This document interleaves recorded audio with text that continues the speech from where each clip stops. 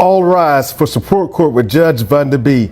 Judge, this is case number JVB1069, Franklin case. Thank you. You're welcome. You all may be seated. Okay, Miss Franklin, you brought this case before the court. What's going on? Yes, ma'am. Thank you, Judge Vanda. My son was killed 3 months ago. I have a granddaughter that's 9 years old. I've had custody of her since she was a baby. After his death and funeral, Kim decides she wants to come to my house and remove her. Brought the police to my house. After the funeral? Yes, ma'am. Yes, Your Honor. She did. She did that. As traumatic as it was for me and my family, she decided to remove Rakisha with the police, caused a scene, which she's done in the past. As a loving grandma, Miss Franklin battles the biological mother. The future of a child is at stake. The topic of whether biology or the child's best interests should decide custody is brought up by the mother's reappearance after years of absence. According to the grandma, the mother's history is tainted by instability and substance misuse. Has she actually changed, though? The judge must balance the past and present while putting the child's welfare first. I'm here today for grandparents' rights. I've had my granddaughter since she was a baby. She doesn't even know who this lady is. She knows that she's her mother, but as far as knowing who she is, and with her lengthy past, when I say When you say lengthy past, what do you mean by that? Drugs, drinking, fighting, beating the system. Beating the system? Yes. How did she do that? Welfare, food stamps, housing, anything that's not legal, she's done. But Rakisha, I said her name right? Yes, Your Honor. Okay, she lives with you. Yes, Your Honor. And prior to your son's death, did your son live with you too, or was Rakisha just living with you? Only Rakisha, absolutely not. He could not live with me. Okay, I understand. But so how was she getting benefits if her daughter lived with you? Because, as I mentioned earlier, both of them love to beat the system, and they used my grandchild against me and my husband just so that they can continue to beat the system. I did put my son on child support. Okay. That I absolutely did. And now you're wanting child support from mom? I want child support and full custody of my... Considering Miss Franklin's recent loss and ongoing struggle to keep custody of her granddaughter, the judge's compassion is clear. Nonetheless, the court must put the stability of the child and the law ahead of sentimental factors. Will the court allow the mother to demonstrate her ability as a parent, or will her tumultuous history cast doubt on her claims of transformation? The chances currently appear to be against her, making her fight for custody a difficult one. Okay. Is there anything else you want me to know before I move over to her? Oh, absolutely, yes. When she brought the police to my house, she told them that I threatened her, and she threatened me. She threatened to kill me. I said, absolutely not, Your Honor. What I told her when she called, I told her, I said, you know what? If you come over here, I'm not going to be in control. Smith and Weston going to be in control. Oh, okay. Well, it didn't get that far, did it? Well, it didn't, because the police drug her from my front yard. Oh, okay. And I'm sorry for your loss as well. Thank you, Your Honor. Okay, is there anything else you need me to know before I move over to her? No, Your Honor. Okay. I didn't catch your last name. I just heard your first name is Kim. That's what I want to say. I'm a fan. It's Kim Bourgeois. Bourgeois. Yes. How do you spell it? Boudure. Oh, okay. Is that French? Yes. Okay. Well, can I call you Lady B? I think you can I'll call me butcher Kim. You can call me Kim. Miss Okay. Kim. I think I'll butcher that last name too much. Okay. Okay. So, is all of what she's saying true? You had a history with drugs, drinking. She said you're cheating the system, getting welfare. What it sounds like is that your daughter has been living with her this entire time. So, I mean, is what she's saying true? The whole thing is, it's the past, So it is true. The answer is yes. Some of it is, yeah. Okay, which part of it is true? As far as maybe some of the illegal drug activity that her son and I both partake in, some of that is true, but as far as the food stamps and all that, it's not. She's just going by hearsay, by what people are telling her, just using that. This case takes an interesting turn when the mother admits to having a difficult history, but claims she has changed. Has she, however, done enough to demonstrate it? Courts frequently prioritize a child's stability over a parent's desire for a fresh start. She argues that she has been developing a relationship with her daughter, but how much weight does that carry when the grandmother has been the child's primary caregiver for her entire life? Will the judge take the mother's accusations seriously, considering that she hasn't supported herself financially and that her other children are living with different families? As she stated, as far as coming to get my kids, with the police and stuff, that's true. Okay. Because I need Rakisha, to come and be with her mom. She's getting older, and so is she, So that wasn't nice. She's been taking care of your daughter. So what difference would it make if she's getting older? She has been, again, all of these words are past tense. It's 2022 and it's time for my daughter to come home with me. But she hasn't lived with you. She hasn't, because I was working on my career and getting myself together, so I can be the mom that I need to be. And, I've done that. And unfortunately, Ricky passed, rest his soul. And it's time for my daughter to come home with her mother. Okay. I'm not the woman that I used to be, Your Honor. All right. But you are still the woman she doesn't know, your daughter, right? Well, actually, and she doesn't know that, I've been talking to Rakisha for about 4 or 5 months now. Talking to her about what? Talking to her, letting her know, first of all, reaching out, letting her know that it's unfortunate that our dad passed, and letting her know that I want us to get our relationship together. I want to be the nurturing mother that, that she needs. Okay, so as of right now, you're a stranger, right?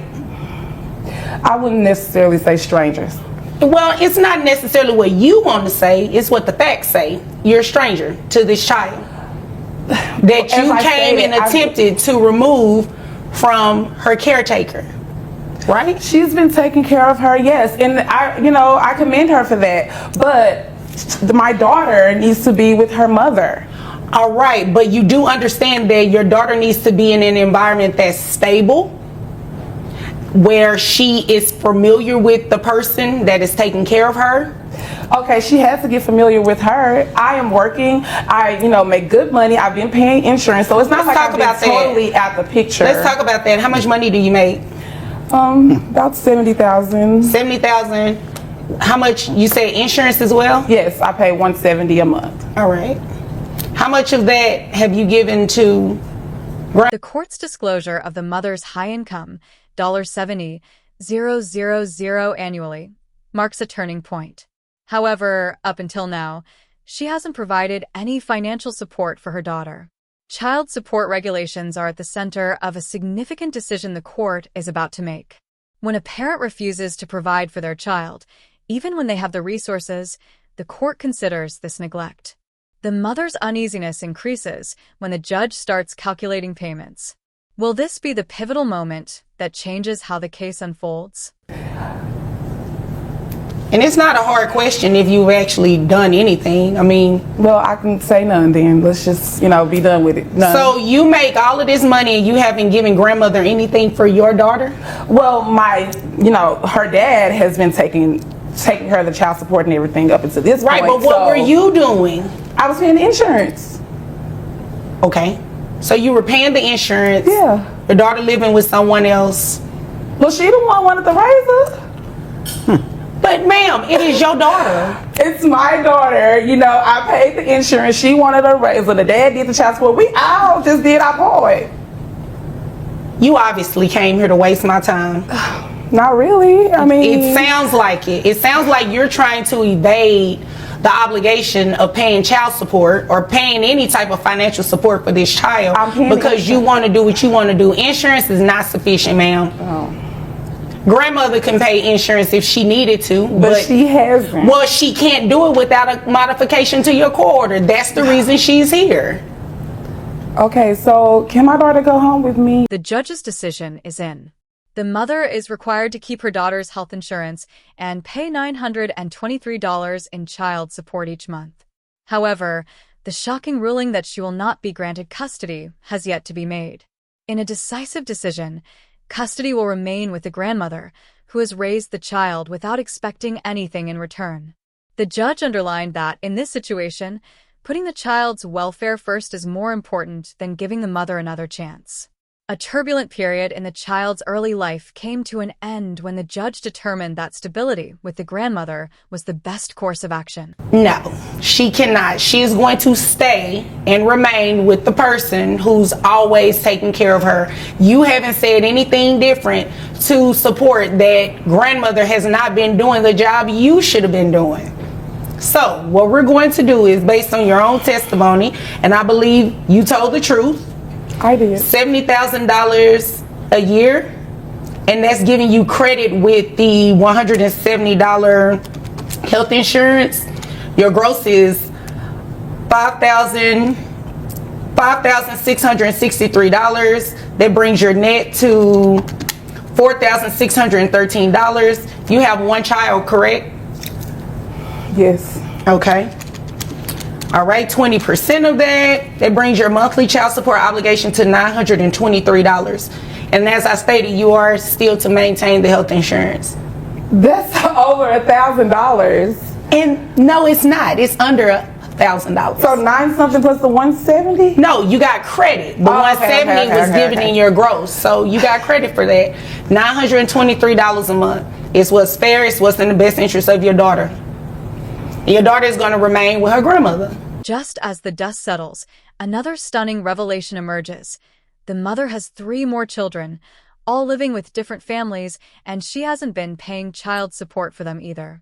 When the judge loses patience, her monthly support is reduced to $680.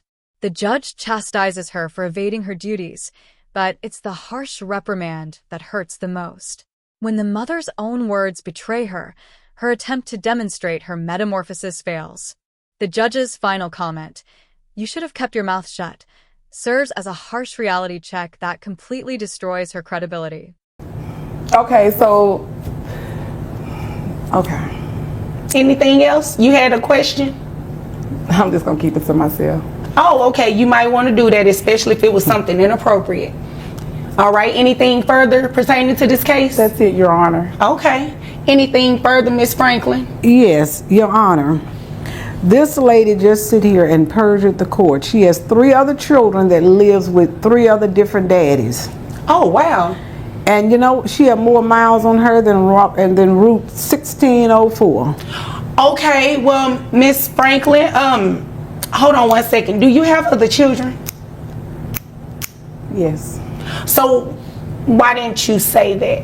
Because, you know, unfortunately, like Rakisha, they live with their dads and their other parent, you know, other side of the family too. Are you paying child support for them as well? No. No. Oh, okay. So you're just not doing anything. I'm paying insurance for them too. Oh, right. So beyond insurance, you haven't done anything for them. Is that what I'm hearing? How many other children do you have? 3. So you have 3 other children. We have to manipulate your child support amount. So it should be lower. Let's see. Let's see how much lower it'll be. All right.